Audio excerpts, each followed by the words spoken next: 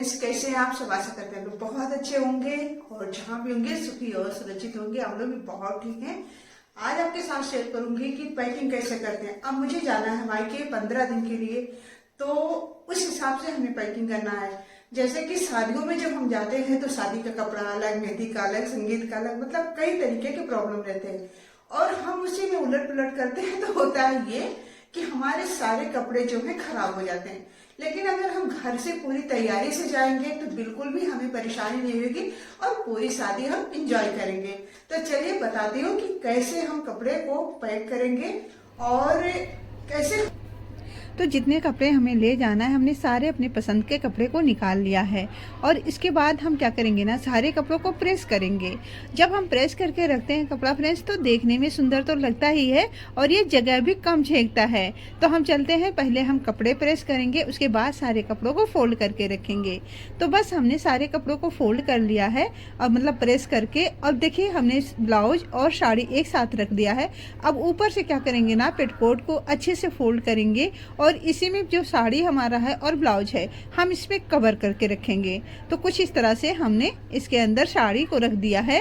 अब हम क्या करेंगे, एक ट्रांसपेरेंट पॉलीथीन लेंगे जो साड़ियों में हमेशा आता रहता है। अब इसमें हम इसे रखेंगे।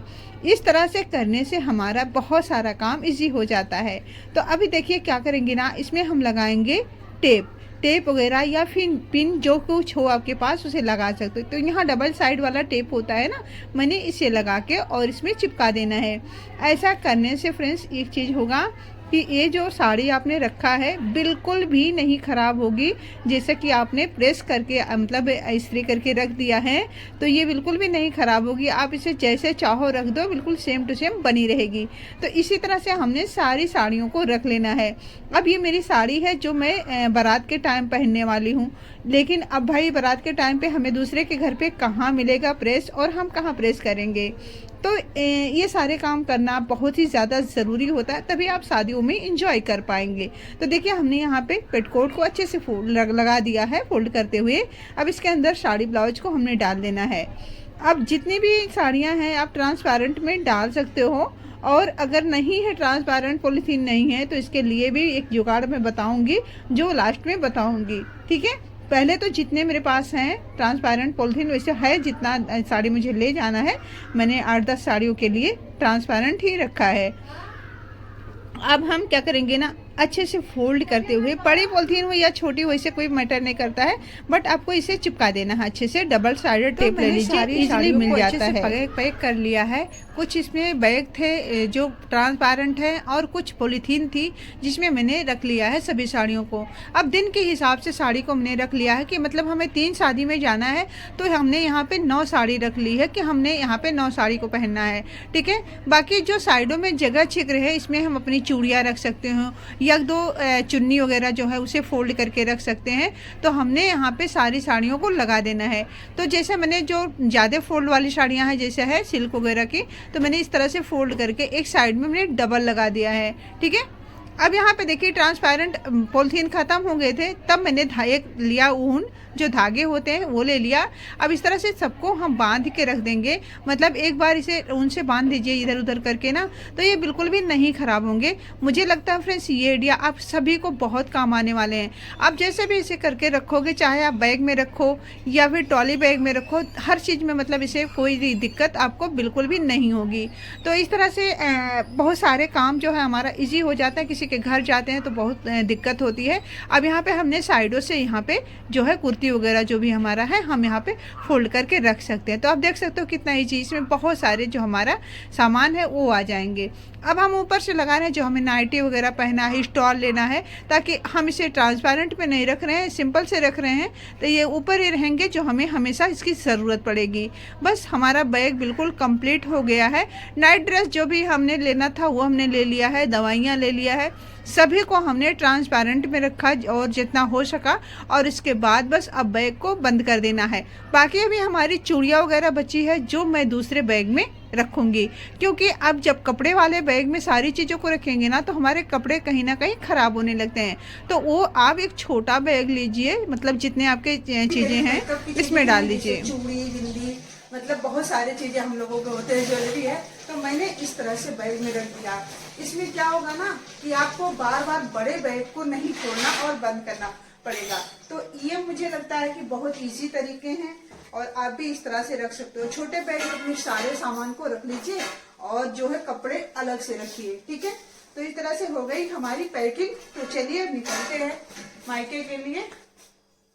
और ये जो बैग रहेगा इसमें हमारा फोन रहेगा, चार्जर रहेगा, क्योंकि हमें इधर उधर ढूंढना नहीं पड़ेगा, ठीक है।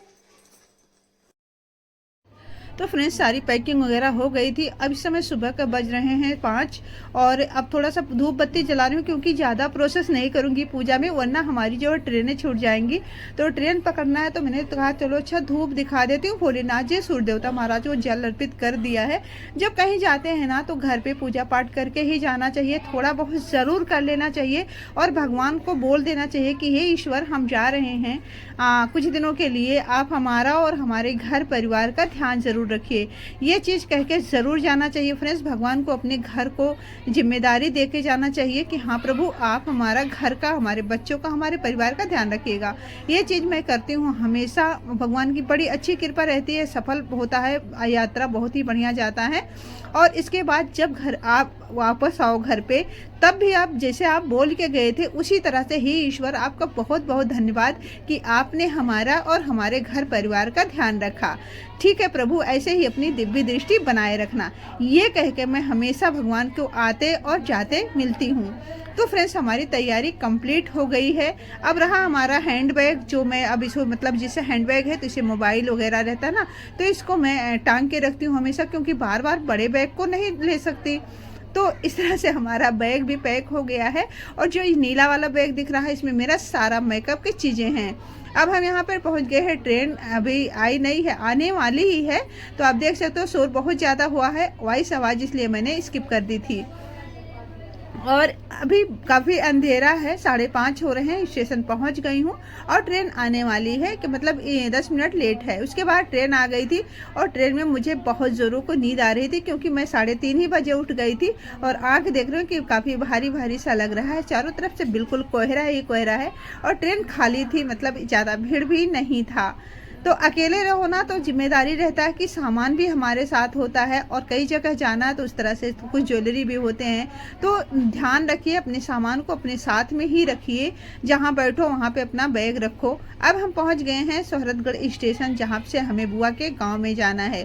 तो भैया आए हैं लेने के लिए, लेकिन वो बाहर खड़े हैं। अब हम बैग लेते हुए जा रही हूँ, फिर फ़ोन करके मैंने बुला लिया उनको कि अभी आ रहे हैं।